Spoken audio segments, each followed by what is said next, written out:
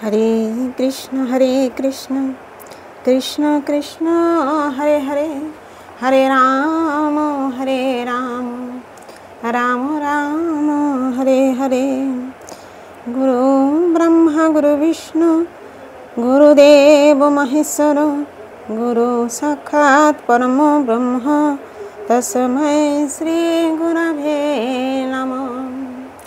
नमो ब्रह्मण्य देवाय गो ब्रह्मण हिताय च जगद्धिताय श्रीकृष्णाय गोविंदाय नमो नमो। जय गुरुदेव, जय राधे। पाठ करछि श्रीमद् भागवत गीता विज्ञान योग सप्तम अध्याय श्लोक नम्बर 20। कामस्तैस्तैर्हितज्ञाना प्रपोदन्ते हन्न देवता तं तं नियममास्थाय प्रकृताय नियताशया।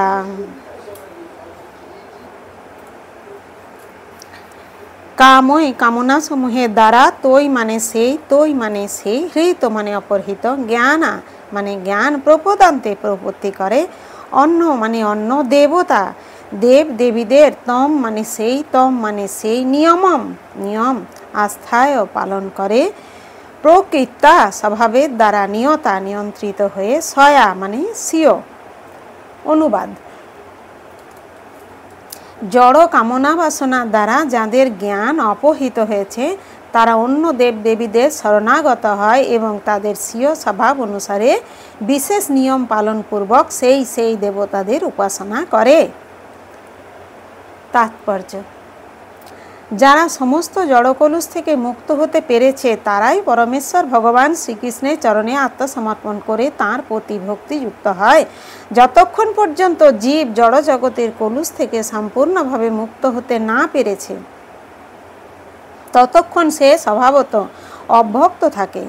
কিন্তু এমনকি বিষয় বাসনার দ্বারা কলুষিত থাকা সত্ত্বেও যদি কেউ ভগবানের আশ্রয় অবলম্বন করে তখন সে আর ততটা বহিরাঙ্গা প্রকৃতির দ্বারা আকৃষ্ট হয় না। যথার্থ লক্ষ্যের প্রতি অগ্রসর হওয়ার জন্য সে শীঘ্রই সমস্ত প্রাকৃত কাম বিকার থেকে মুক্ত হয়। শ্রীমদ্ ভাগবতে বলা হয়েছে যে সমস্ত জড় কামনা বাসনা থেকে সম্পূর্ণভাবে মুক্ত শুদ্ধ ভক্তই হোক অথবা প্রাকৃত অভিলাষ যুক্তই হোক অথবা জড় কলুষ থেকে মুক্তিকামী হোক, সকলেরই কর্তব্য বাসুদেবের শরণাগত হয়ে তার উপাসনা করা।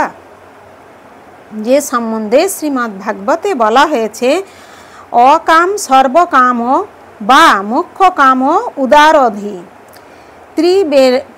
তীব্রেণ ভক্তিযোগেন যজেত পুরুষং পরম।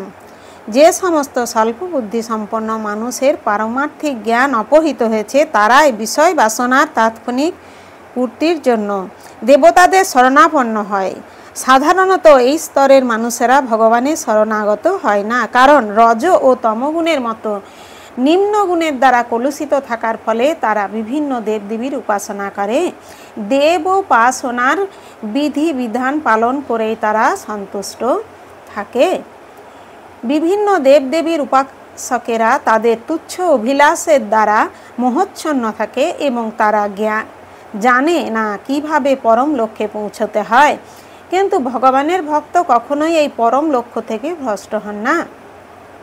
বৈদিক শাস্ত্রে ভিন্ন ভিন্ন উদ্দেশ্য সাধনের জন্য ভিন্ন ভিন্ন দেবদেবীকে পূজা করার বিধান দেওয়া হয়েছে। যেমন রোগ নিরাময়ের জন্য সূর্যদেবের উপাসনা করার নির্দেশ দেওয়া হয়েছে। ফলে অভক্তেরা মনে করে যে বিশেষ কোনো উদ্দেশ্য সাধনের জন্য দেবদেবীরা ভগবানের থেকে শ্রেষ্ঠ।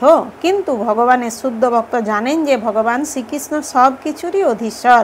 শ্রী চৈতন্য চরিতামৃতে বলা হয়েছে এ কলে ঈশ্বর কৃষ্ণ আরও সর্বভৃত্য। তাই শুদ্ধ ভক্ত কখনও তার বিষয় বাসনা চরিতার্থ করবার জন্য দেবদেবীর কাছে যান না। তিনি সর্বতভাবে পরমেশ্বর ভগবানের উপরই নির্ভরশীল থাকেন এবং ভগবান যা কিছু প্রদান করেন তা লাভ করেই তিনি সন্তুষ্ট থাকেন। হরে কৃষ্ণ কৃষ্ণ কৃষ্ণ হরে হরে, হরে রাম राम राम हरे हरे। जय गुरुदेव, जय राधे, जय राधे।